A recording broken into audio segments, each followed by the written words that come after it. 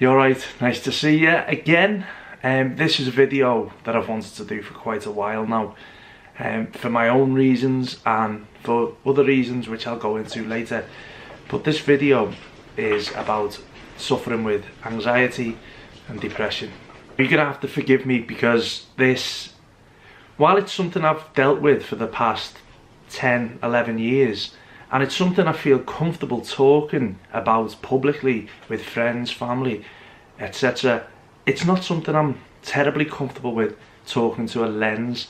So I'm trying to imagine that I'm talking to you and not just this Canon camera, which might help. I didn't want to script the video because I didn't want it to seem too mechanic, and I want it to feel as heartfelt as possible. I have made some notes because obviously, you know me, I have a tendency to waffle. So with such an important subject, I don't want to go off on a tangent too much and start telling you about the curry I've just made, or, you know, my plans for tomorrow, because it's not relevant for this video.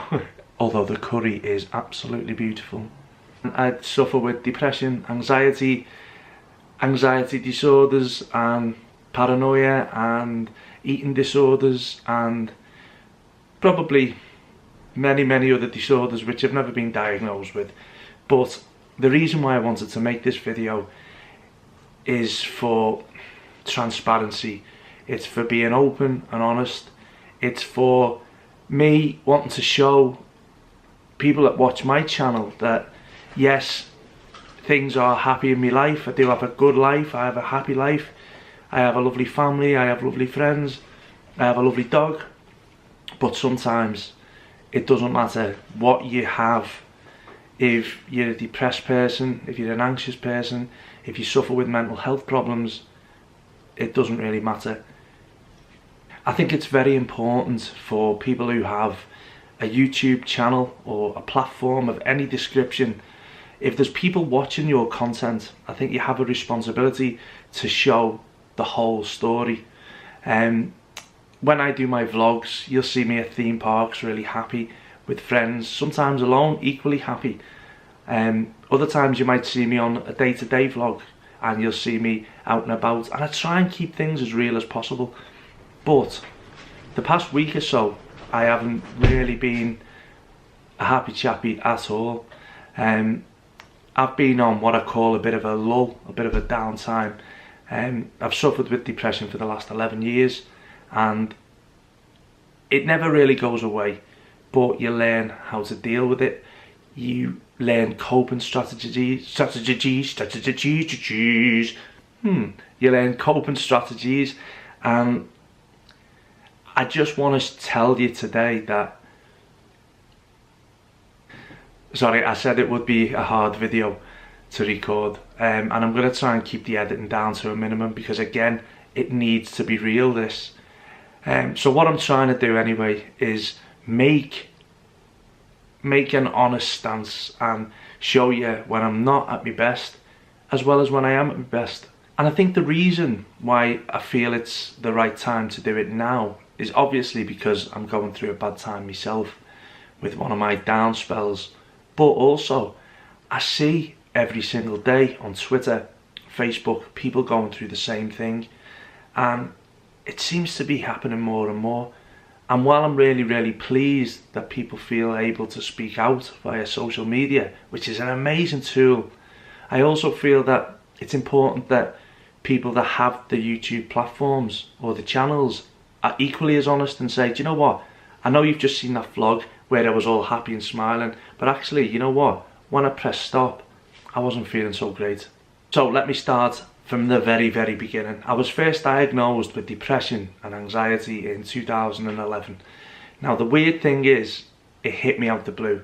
I was in a good place, had a nice flat, had a loving family, lovely friends, everything seemingly on the surface was great, but inside I just had this cliched black cloud over me, and it didn't matter what people said or, you know, the pep talks people gave me. I just felt dark, and I felt sad, and I felt low, and I felt hopeless. And You know, you'll know yourself if you suffer with depression or anxiety or any mental health disorder. You'll probably hear the following statements all the time. Come on, you've got everything going for you. You're gorgeous, you're handsome, you're pretty, you've got a good job, you've got a lovely family. Cheer up. You young ones today, you don't know you're born. You want to cheer up. Cheer up, what's wrong with you? Man up. Sort your head out, come on, I'll take you for a bevy, let's go, come on. Now look, I'm not being funny or anything, and I know it's probably a terrible thing, but there are people out there with no arms and legs. You know, think about how they feel. You haven't got it that bad, come on. I too suffer with depression. I know how you feel. And you know what? They probably mean well. Well, I know they mean well because many people have meant well in my life, telling me some of these things and wanting to get me up and get me out and, you know, telling me to look on the bright side and things like that, and it's not always that easy. And the last one, I know how you feel. Do you know what? People might have been through similar things. They might be able to empathise with you, but no one can truly ever know what you feel inside. So, when I was diagnosed in 2011, people were just, what? No way, no. John's dead confident. John's full of life. John's the life and soul of the party. John's an actor. John, you know, shouldn't be going through this. And that was the hardest thing for me, was the perception that people had of me at the time was very different to how I felt. And I think over the years I'd built up a bit of a character. I'd built up, you know, performer John, actor John, who would be very good in social situations, you know, would be very confident in certain situations. But the real John, inside, I was burying deeper and deeper and deeper. And somewhere, somehow, that real John needed to get out. And I think that that's what happened in 2011. I just had enough of playing this character. And basically, I couldn't get up of a morning. I couldn't see people. I developed the worst social anxiety for going out. I developed a weird phobia about answering the phone, which I still have to this day. And I nearly lost friends over it because I would see the phone and I'd be like, and I'd panic and I'd just turn it off. And then I would fear that people would find out that I had this phobia, and then instead of getting back to them, I would ignore the fact that they'd called.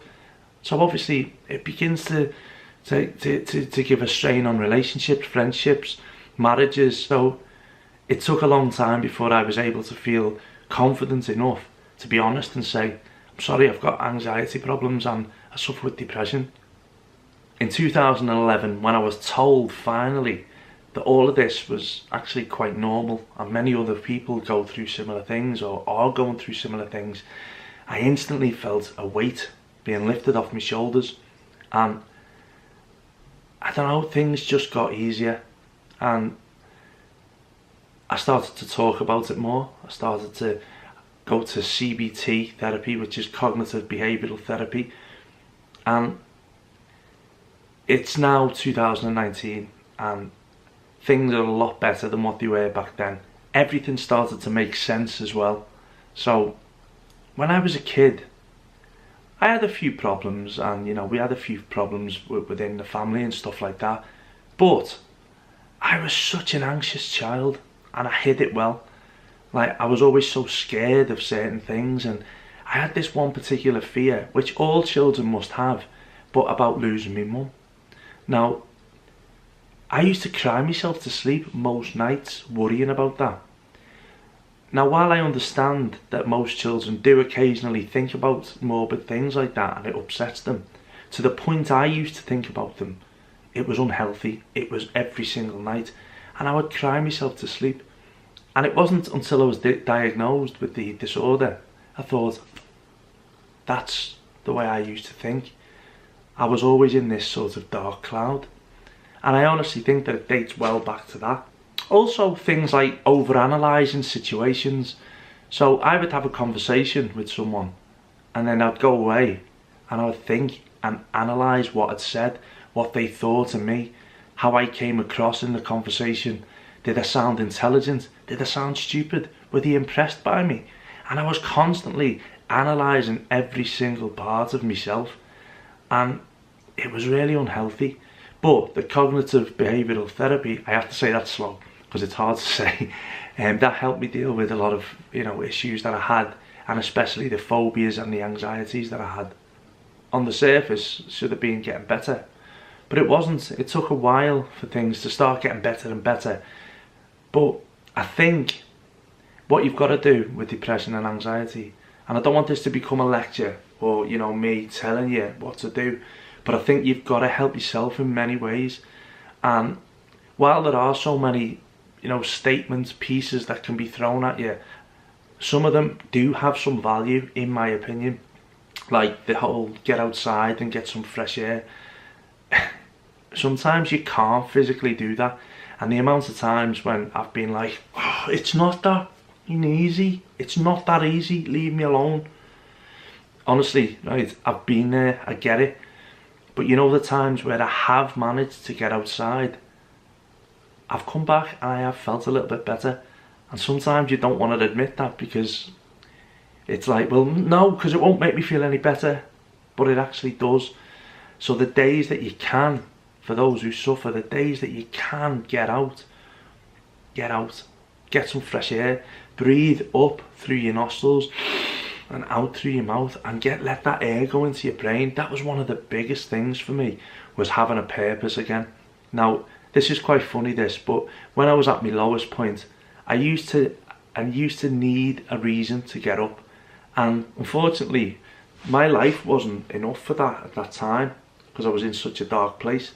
So I had to give myself a reason under this new regime of depression to get up. And my reason was to get up and walk to the shop at 6 AM every morning, buy a paper, have a chat with the guy, making sure I had a chat with him, and then I would walk back.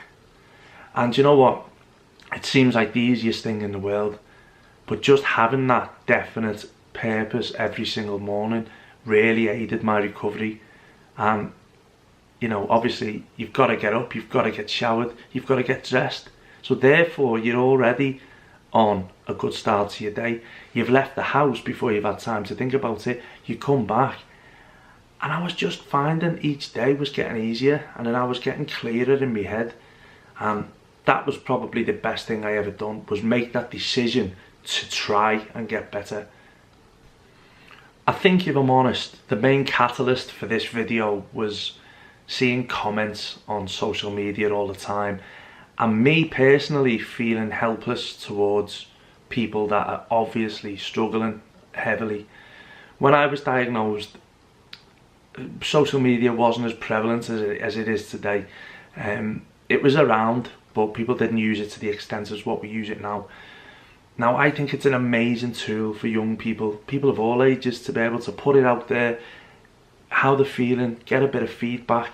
Maybe it opens a dialogue. You might inbox, you might swap numbers. That's an amazing tool. But what worries me is that you don't only use social media as an outlet. If you've got someone to talk to in real life, do that as well. Don't want this to sound horrible at all, or devalue using social media, because it's such a valuable tool for people to be able to vocalise what they're feeling, as I'm doing now. But what worries me is if you're only using Twitter or Instagram to say how you're feeling on a set day, what if no one sees that message? What if no one happens to see your message on that day, and then you then suddenly feel no one cares? Which mightn't be the case. I've often done it myself. I've put a tweet out and it'll get 7 likes or 7 replies, and then I'll put something quite deep and profound on, and no one will like it, no one will comment, and I think, well, I got 7 likes for me beans on toast yesterday. You know what I mean? But like today, no one seems bothered, and then before you know it, because we suffer in that way, because we have these paranoid thoughts, before you know it, no one cares, no one loves us, we're being ignored, and that can be, detrimental to our feelings and send us on a downward spiral. So make sure that you're not just using social media as your only outlet. Other ways I've helped myself deal and cope with depression and anxiety is I've given up alcohol. Personally, for me, alcohol was one of the worst things in my life. I was using it as something to medicate, to help me feel better, to help me feel safe, to give me a warm glow, to celebrate things. I would turn to alcohol. If I was down, I would turn to alcohol. If I was excited, I would turn to alcohol. I literally just turned to alcohol because it gave me this glow. It gave me this warm blanket around me, which made me feel safe, protected, warm, and sometimes like a different person. When I think back, my issues with alcohol stemmed from my issues with self-esteem. I didn't really like who I was. I was always the fat kid. I always felt ugly. I was always told I was ugly. And I now don't believe that. But when you're told it when you're a kid by your other peers, by people in your year, or, you know, it's often said, I was never bullied as such, but it was said in a jokey way, which, you know, has an accumulative effect on you. So as young back as I can remember, I was drinking to feel confident. I was drinking to not feel like the fat ugly John. I was drinking to feel like someone, but I was drinking too much and for the wrong reasons. And then before you know it, it's like it exacerbates everything. So, you know, you're drinking to feel better because you're down, you're depressed, so you have a drink, and then you feel better for that time, and then for 3 days later you're depressed, and then you go through that cycle, and then at the end of it, 4 or 5 days later, you're starting to feel better again. You know, you're happy, you're like, oh God, I'm through that. Oh great, it's Friday, let's go and have a bevy. And so the cycle would continue. The anxiety I used to have when I had hangovers was through the roof. It was horrific. And this is not for everyone. I'm not telling anyone to stop drinking. I'm just telling you what's helped me. And I've been sober since last May, and it's by far the best thing I've ever done on the road to, you know, progressing with this illness. Also, my self-esteem has increased because I'm forced to be me. I can't have the alter ego anymore. I can't, you know, have 5 pints, 5 cans in the house before I go to a party so I feel confident. I've had to find me. I've had to find my confidence, and do you know what? That's been quite cathartic. It was tough at first. I didn't know how to be in social situations. I didn't know if I would ever enjoy social situations again. It's only now I'm starting to, nearly a year later. But again, this is not a rant. I don't disagree with alcohol. All I'm saying is, if you suffer with anxiety and mental health, make sure that you're not drinking too much, because that will not help in any way. Let's try and lift it up a little bit. So the second thing that I've been doing recently to try and help with my mood and, you know, my physical appearance as well, which obviously helps, is exercising more. Again, a little bit cliche. People say, oh, you need to get out more, you need to exercise more. But again, hang on, there's something in it, because the more I go to the gym, I don't actually go to the gym anymore to lose weight. I go to the gym because it does help my mood. I come out and, you know, the whole cliche, the endorphins in your head, but it's true, it really helps me. Specifically swimming, I feel free in the water. I just love how I feel in the water. Also, diet. Now, I've adopted a whole new diet. It's basically, I'm eating, I would say 95% plant-based diet. Now, I'm not going to start calling myself a vegetarian. I'm not going to start calling myself a vegan. Tags don't really work for me. As soon as I'm on a diet, as soon as I label myself a vegetarian, as soon as I label myself a vegan, I've done all of them, by the way, for quite substantial periods of time, but it always creates a want. If I say I'm on a diet, I want food that I can't have. If I say I'm a vegetarian, I want meat. If I say I'm a vegan, I suddenly want freaking cream, cheese. I don't eat, excuse me, I don't even eat cheese that much. Sorry, my chest is still bad. But you know what I'm saying. And last but not least, what I'm doing now, has been probably one of the best therapies I could ever have dreamt of. And I don't mean talking about depression to a Canon G7X. I'm talking about getting involved in a passion, something that, you know, makes you happy. And for years I'd lost what made me happy, and one of the only things that did make me happy was getting drunk and, you know, going out with the boys, going out with family, getting pissed up. And I've always been a fan of theme parks and wanted to go to, you know, as many theme parks as possible. But when I decided last February to start, you know, making myself happy, and I mean that, I mean making yourself happy by sometimes being selfish, putting yourself first, doing what you want to do. That's when I started to go to theme parks and meeting new people and starting a channel. And a good friend of mine who's a mental health worker actually said in one of his groups recently, if you're watching Mark, hello, you've all met Mark, he's on the channel quite regular, but he actually said to his group, it's like John's got a new lease of life. And that's the God's honest truth. It is like I've got a new lease of life. And this, in a way, theme parks, enthusiasm, roller coasters, it's become my new drug. I think I'll always be the sort of person that needs, you know, something in the life that they focus on. Obviously I've got my career, that's my main thing, but this whole YouTube roller coaster enthusiasm has really taken over, and it's given me something positive to focus on. Instead of the downtime, you know, the depression, the anxiety, it's made me confront some social anxieties by getting out there and meeting people. It hasn't always been easy. Next weekend is Blackpool opening weekend. Now, as excited as I am, I'm going to be, full disclosure here, I'm quite nervous as well, because there are so many people that I haven't met that I will be meeting, and I'm worried that it's going to be a bit overwhelming for me, meeting all of these people at the same time. But you know what, at the end of the day, you're probably feeling the same yourself, because we all seem to be in the same boat in this community. We're all quite anxious at times.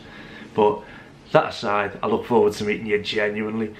I've recently helped a friend of mine who, if I'm honest, I've really thought for a long time that he's had depression or anxiety or both. I've broached the subject a couple of times and I've always got the sort of guards up. And he won't be watching this because he's not into YouTube or anything, but he's a dear friend of mine and I think the world of him. Recently, he's been getting worse and worse and he's been feeling lower and lower. And we had a chat about it and I said, look, I think it's time that you started to open up to the idea that you might have depression or anxiety, because what you're telling me, you know, it does seem that way. Anyway, long story short, he's now on the road to recovery, and if that sounds like you, if you're one of these people that thinks it happens to other people, please just open your heart, open your mind to the fact that it's nothing to be ashamed of. It's a condition. It's akin to having any other illness, because that's what it is. It's an illness. It's nothing to be ashamed of. It's like having a cold, the flu, tonsillitis, cancer, heart disease, depression, anxiety. They're all in the same bracket. It doesn't matter where you're from, who you are. It doesn't discriminate. It will get anyone at any time. So please, reach out for the help. You know what, I'm here. You can inbox me, you can message me. There are people out there to help you. I'm not gonna lie, this has been a really tough thing to record. It's took a lot longer than what I thought it would. I thought I would be able to handle it a lot better than what I have, but it's an honest account of, you know, my story, my views, and you know, where I'm at the moment. And one other thing, it's okay not to be okay. Remember that. Today, you're not okay. Tomorrow, you might be. One step at a time. That's all we can do. Don't worry about tomorrow. Don't worry about yesterday. Live in the now. Live for today. Worry about tomorrow when you wake up. One day at a time. I'm sorry if this has been a rambly video, if it's gone on too long. If it's made any sense, if it hasn't made sense, I apologise. If you have any questions, please ask them. And I think that's it really. All I want to say is people are there to help. I'm here to help. They're not just empty gestures sometimes when people say, do you want to chat? Do you know what? Take them up on it. Because that chat, believe me, saying things out loud can really, really help. Say it on the keyboard, great, but make sure it comes out your mouth, because when it's out there, it's out of there. Sending you all lots of love. Be happy, be safe, and have a nice weekend, whatever you're up to. I'll see you soon. Ta-ra.